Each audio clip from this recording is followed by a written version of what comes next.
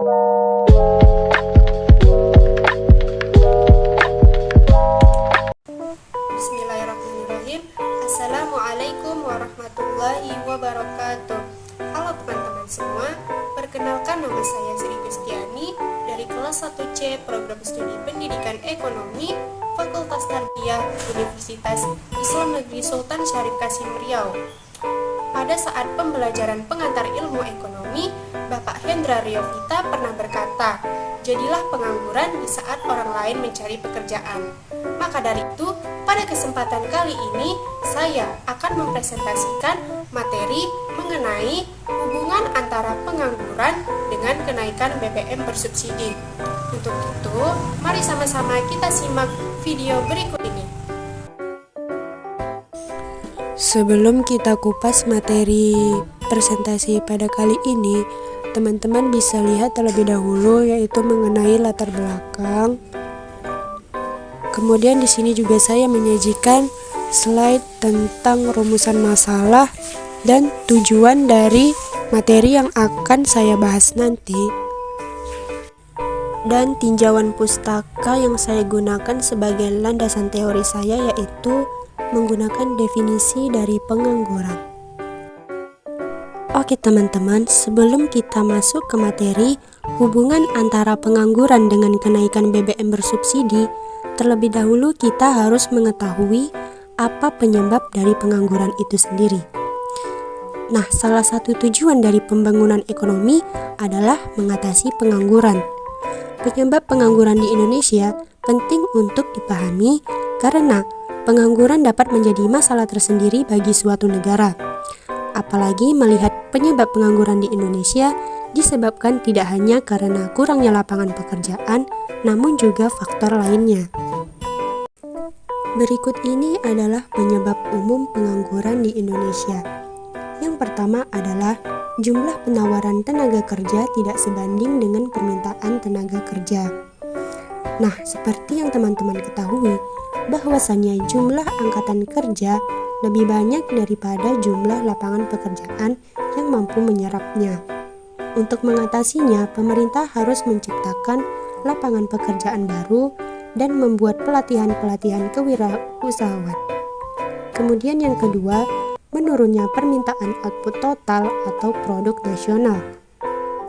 Nilai total output atau produk nasional adalah nilai total dari jumlah barang dan jasa. Penurunan pendapatan nasional dari nilai total output atau produk nasional menyebabkan penurunan permintaan tenaga kerja. Kondisi ini menyebabkan peningkatan jumlah pengangguran. Kemudian yang ketiga, perkembangan teknologi.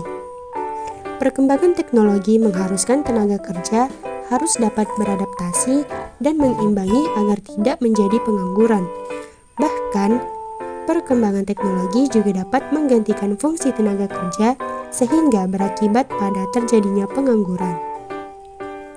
Dan yang keempat adalah ketidaksesuaian antara keahlian dan lapangan kerja yang disediakan. Lapangan pekerjaan seringkali mensyaratkan tenaga kerja dengan keahlian tertentu, sehingga pencari pekerjaan juga membuat keahlian tertentu yang kadang tidak sesuai dengan permintaan tenaga kerja. Teman-teman tahu nggak? Pengangguran itu ada jenisnya juga loh. Yang pertama yaitu pengangguran berdasarkan sifatnya. Nah, dapat diklasifikasikan yang pertama yaitu pengangguran terselubung. Jenis pengangguran ini terjadi pada orang yang bekerja di bidang yang tidak sesuai dengan bakat dan keahliannya, sehingga tidak optimal. Kemudian, pengangguran setengah menganggur. Pengangguran ini terjadi pada orang yang bekerja kurang dari 35 jam per minggu. Dan yang ketiga adalah pengangguran terbuka. Pengangguran terbuka adalah untuk orang yang belum atau tidak bekerja sama sekali. Selanjutnya, pengangguran berdasarkan penyebabnya. Dapat diklasifikasikan yang pertama, pengangguran struktural. Pengangguran ini terjadi karena pencari kerja tidak memenuhi persyaratan penyedia lapangan pekerjaan. Adapun salah satu contoh cara mengatasinya yaitu memindahkan kelebihan tenaga kerja pada sektor ekonomi yang kekurangan tenaga kerja. Kemudian pengangguran friksional. Pengangguran ini sifatnya hanya sementara, karena adanya kesenjangan antara lowongan kerja yang tersedia dengan pencari pekerjaan. Pengangguran jenis ini bukan bekerja karena ketidakmampuannya pencari pekerjaan, namun karena ingin mendapatkan pekerjaan yang lebih baik. Adapun salah satu contoh cara mengatasinya yaitu melakukan pengembangan di bidang informal, misalnya home industry, memperluas lapangan kerja, dan lain-lain. Kemudian yang ketiga, pengangguran konjungtural. Pengangguran ini diakibatkan oleh perubahan tingkat kegiatan ekonomi. Pada saat kegiatan ekonomi mengalami kemunduran, perusahaan mengurangi kegiatan produksinya sehingga harus mengurangi jam kerja, bahkan mengurangi tenaga kerja. Adapun salah satu contoh untuk mengatasi pengangguran ini yaitu dengan meningkatkan daya beli masyarakat sehingga terjadi peningkatan permintaan terhadap barang dan jasa. Dan yang keempat adalah pengangguran musiman. Pengangguran ini terjadi karena adanya fluktuasi kegiatan ekonomi jangka pendek. Misalnya, seorang petani akan bekerja di sawah pada saat musim panen dan musim tanam. Adapun cara mengatasinya adalah pada saat menunggu musim tertentu, pemerintah mengadakan keterampilan dan pelatihan di bidang lain, seperti menyediakan informasi yang cepat jika ada lowongan kerja pada bidang yang lain. Oke, kita next kepada dampak pengangguran ya teman-teman. Nah, yang pertama yaitu dampak bagi masyarakat, yaitu salah satunya menghilangkan keterampilan karena tidak digunakan apabila tidak bekerja. Kemudian menimbulkan ketidakstabilan sosial dan politik karena pengangguran dapat menimbulkan kejahatan dan permasalahan sosial kemasyarakatan. Kemudian ada dampak bagi perekonomian negara, yaitu yang pertama, penurunan pendapatan pemerintah yang berasal dari sektor pajak. Kemudian penurunan pendapatan per kapita dan meningkatnya biaya sosial yang harus ditanggung oleh pemerintah. Adapun upaya untuk meminimalisasi dampak negatif pengangguran yaitu dapat dilakukan melalui upaya-upaya. Yang pertama, mengeluarkan kebijakan pendidikan gratis bagi pelajar berprestasi yang kurang mampu. Kebijakan ini diharapkan dapat meningkatkan kualitas tenaga kerja sebagai bekal mencari pekerjaan. Kemudian yang kedua, menyediakan lapangan pekerjaan yang luas sebagai upaya mengurangi jumlah pengangguran di wilayah. Kemudian yang ketiga, mengimbau masyarakat untuk menciptakan lapangan kerja dengan cara mengembangkan kewirausahaan. Yang keempat, mendirikan tempat pelatihan keterampilan seperti kursus, sanggar, atau balai latihan kerja.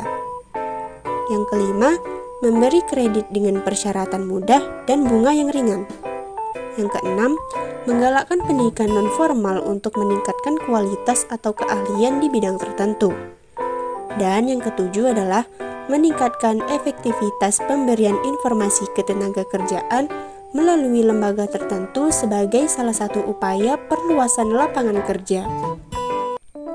Jadi, jika dikaitkan antara pengangguran dengan kenaikan harga BBM, maka akan menaikkan biaya produksi, sehingga perusahaan melakukan efisiensi produksi. Hal ini berdampak terhadap pengrekrutan karyawan baru dan bahkan berdampak kepada pemutusan hubungan kerja atau yang disebut dengan PHK, yang mana pada akhirnya berpotensi meningkatkan jumlah pengangguran. Kenaikan harga BBM selalu menjadi isu penting yang dikaitkan dengan APBN. Hal ini tidak terlepas dari subsidi yang diberikan pemerintah dalam bentuk kebutuhan minyak. Porsi BBM yang begitu besar berdampak pada nilai tukar rupiah yang bergantung pada kebijakan fiskal, karena terjadinya defisit akibat terlalu besarnya subsidi untuk BBM. kenaikan BBM kali ini juga membuat pemerintah sulit untuk memutuskannya dengan mencegah spekulasi yang berdampak pada merugikan rakyat banyak. Dan salah satu masalah yang timbul ialah pengangguran. Untuk teman-teman tentunya sudah paham ya mengenai hubungan antara pengangguran dengan kenaikan BBM bersubsidi. Kemudian saya akan memberikan kesimpulan bahwasanya pengangguran merupakan angkatan kerja yang tidak dapat terserap oleh dunia kerja. Oleh sebab itu, kenaikan harga BBM bersubsidi merupakan salah satu faktor penyebab meningkatnya angka pengangguran. Hal ini berdampak terhadap pengrekrutan karyawan baru dan bahkan berdampak kepada pemutusan hubungan kerja, yang mana pada akhirnya berpotensi meningkatkan jumlah pengangguran. Adapun salah satu upaya yaitu dengan meningkatkan kualitas tenaga kerja dan meningkatkan kualitas pendidikan, terutama pada skill. Adapun saran yang ingin saya berikan kepada pemerintah yaitu agar lebih banyak membuka lapangan pekerjaan serta mempertimbangkan kebijakan yang diputuskan agar masyarakat tidak mendapatkan dampak negatif dari kebijakan tersebut. Baiklah, sekian video presentasi dari saya. Semoga apa yang saya sampaikan dapat bermanfaat buat teman-teman sekalian. Untuk itu, jangan lupa untuk like, comment, and subscribe karena itu semua dapat membantu dalam penilaian penugasan UAS saya. Saya Sri Gustiani, pamit undur diri, mohon maaf apabila terdapat kekurangan dan kesalahan. Wassalamualaikum warahmatullahi wabarakatuh. See you next time. Bye-bye.